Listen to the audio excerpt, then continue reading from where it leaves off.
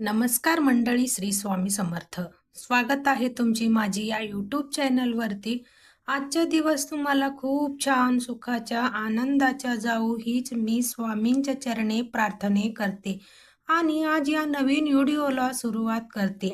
उद्या आहे 6 मार्च, वार शुक्रवार 2026 आणि या दिवशी आलेली आहे वर्षातला शेवटची संकष्टी चतुर्थी.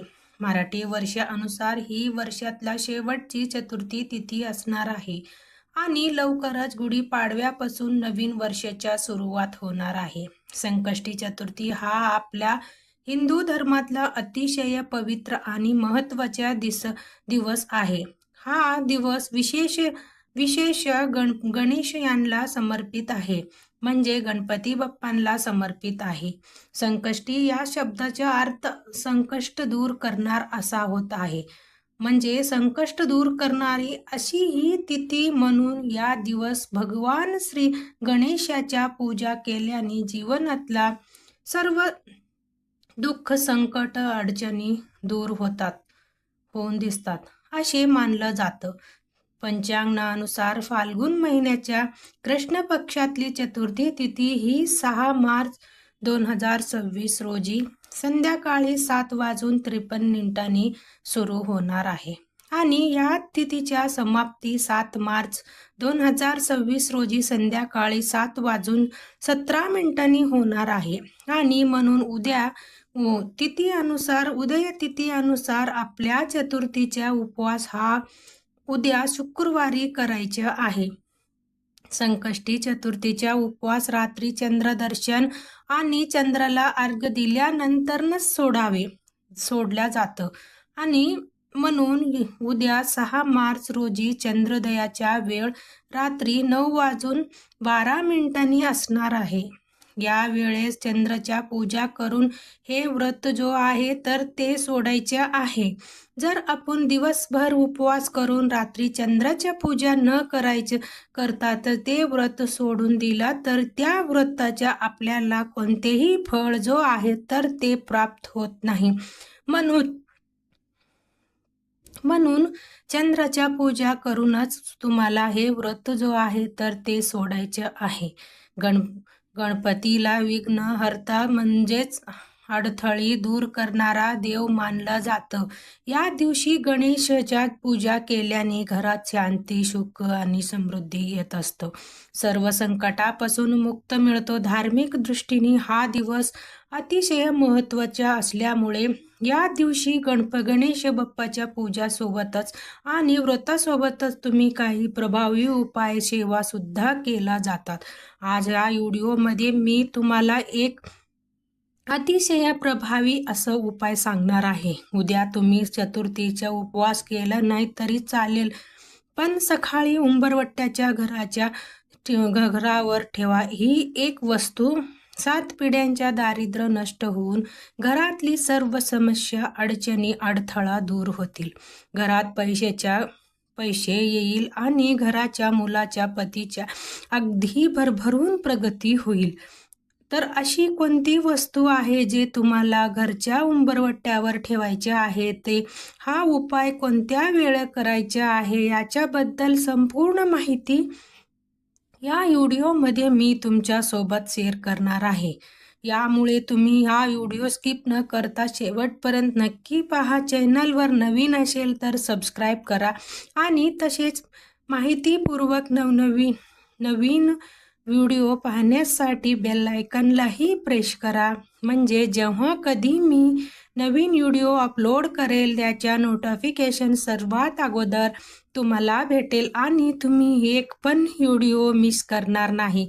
तसेच हाय बटनला देखील क्लिक करा. आज या व्हिडिओमध्ये मी तुम्हाला जे उपाय सांगणार आहे तर हा उपाय आपल्याला उद्या सकाळी करायचा आहे.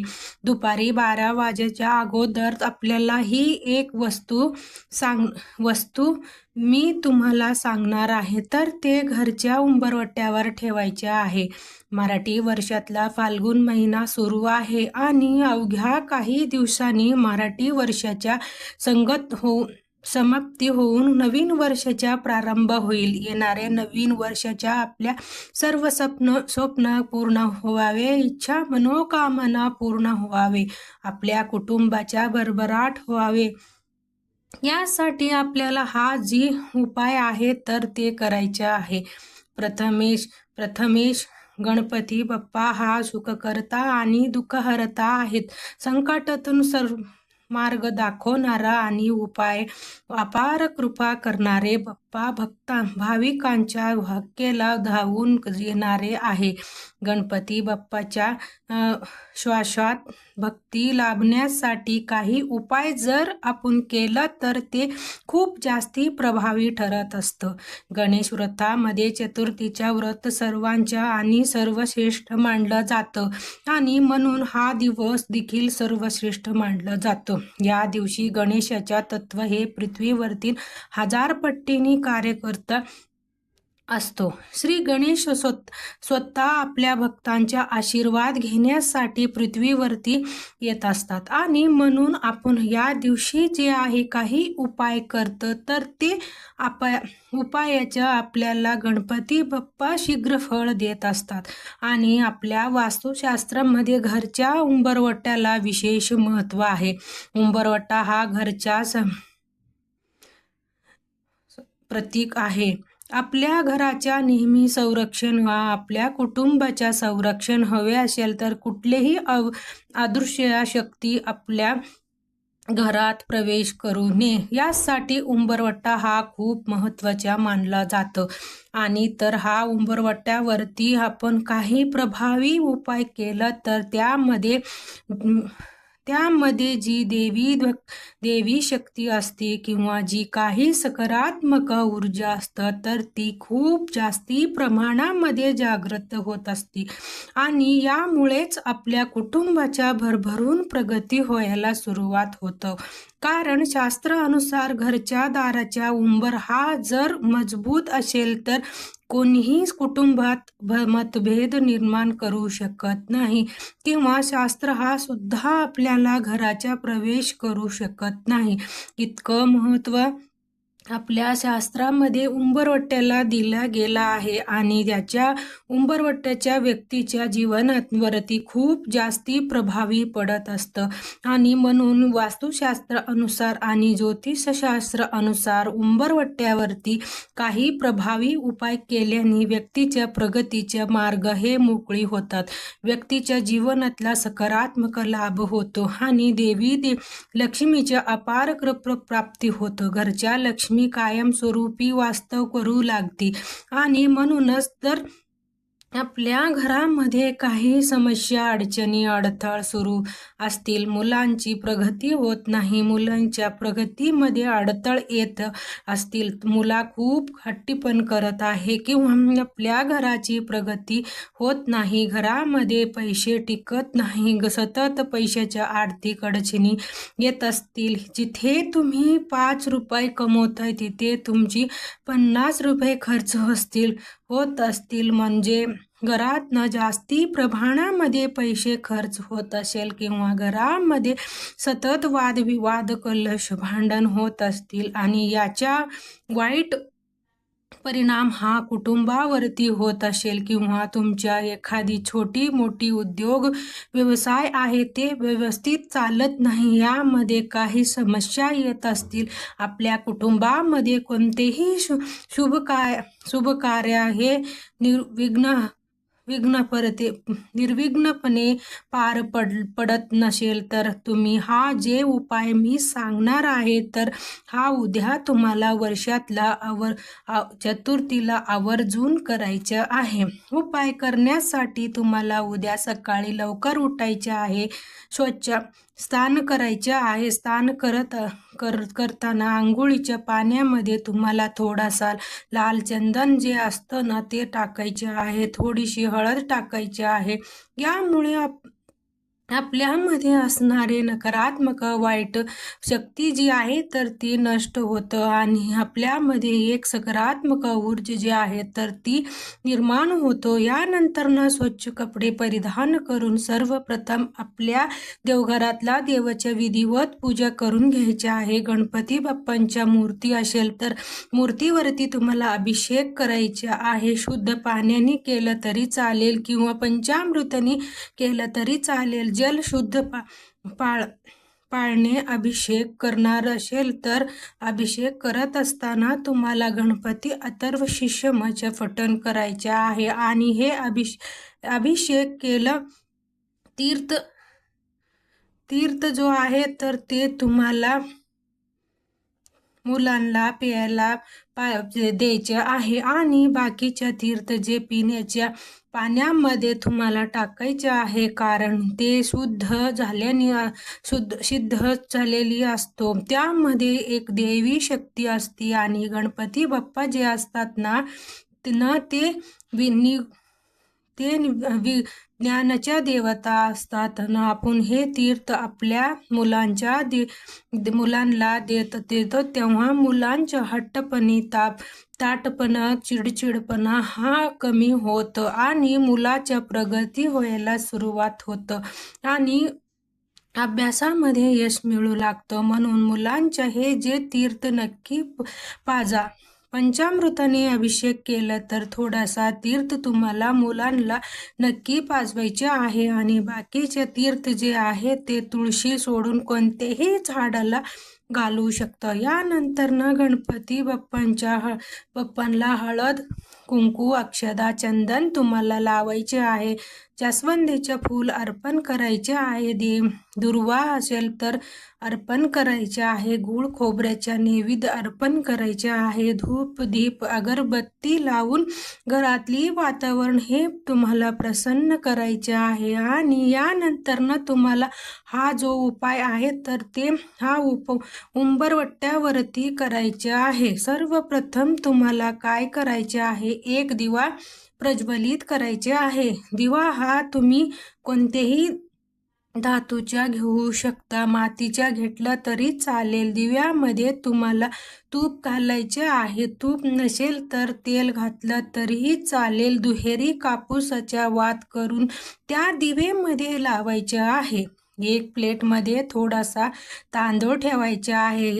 तुमच्याकडे जर मसूर डाळ असेल तर ती मसूर डाळ ठेवा. मसूर डाळ नसेल तर तांदूळ ठेवायचे आहे आणि त्यावरती हा दिवा तुम्हाला ठेवून सर्वप्रथम मुख्य प्रवेशद्वारावरती प्रज्वलित करायचे आहे. जेव्हा तुम्ही बाहेरून घरामध्ये प्रवेश करताना तुमच्या उजव्या साईडला असणार आहे तिथे हा दिवा जे आहे ते तुम्हाला प्रज्वलित करायचे आहे. हा दिवा तिथे लावल्याने देवी लक्ष्मीचे आगमन हे आपल्या घरामध्ये होतं आणि आपल्या घरातली आर्थिक अडचणी जे आहेत तर ते दूर होतात. यानंतर तुम्हाला काय करायचे आहे तर थोडासा पाणी शिंपडून आपल्या उंबरवट्टा जे आहेत तर ते स्वच्छ पुसून काढायचे आहे.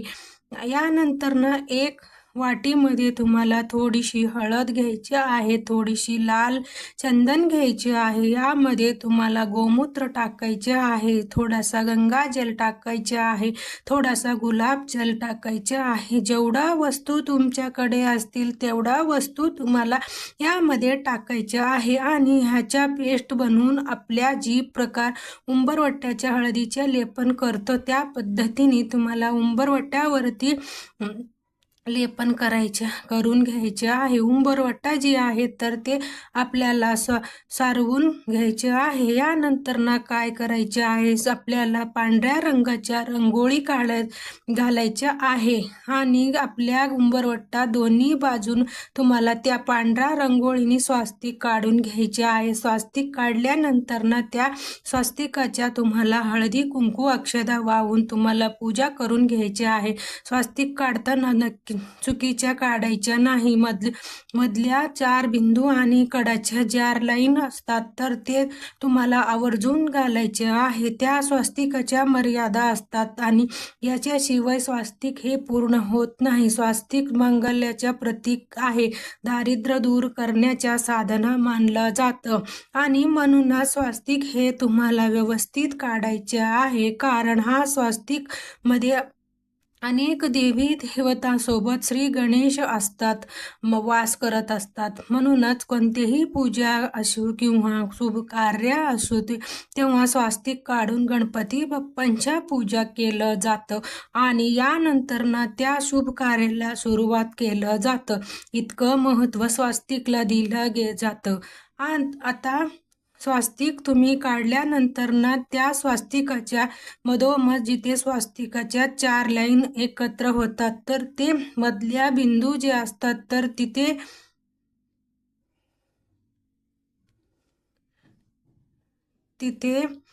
एक बिंदू जे असतात तर तिथे तुम्हाला एक सुपारी ठेवायची आहे. आपल्या उंबरवट्याच्या डावे आणि उजवे साईडला तुम्हाला रांगोळीने स्वास्तिक काढून दोन्ही साईडला तुम्हाला 2 सुपारे जे आहेत ते ठेवायचे आहे. आता सुपारींच्या 2 प्रकार असतात. एक सुपारी एक पूजामध्ये वापरतात ती सुपारी आणि दुसरी म्हणजे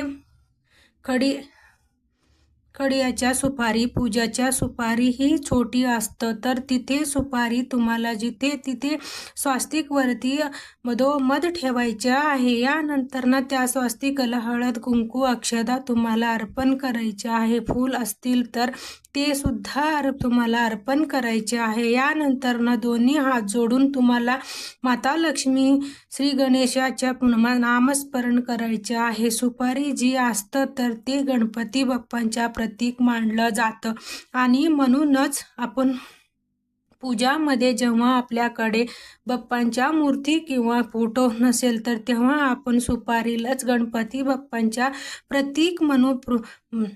प्रतीक म्हणून सुपारीच्या पूजा आपण करत असतो. इतक्या महत्त्व सुपारीला दिलं जातं आणि जेव्हा ही सुपारी आपण उंबरवट्यावर ठेवतो तेव्हा गणपती बाप्पाच्या अखंड कृपा आशीर्वाद हा आपल्या कुटुंबावरती राहतं.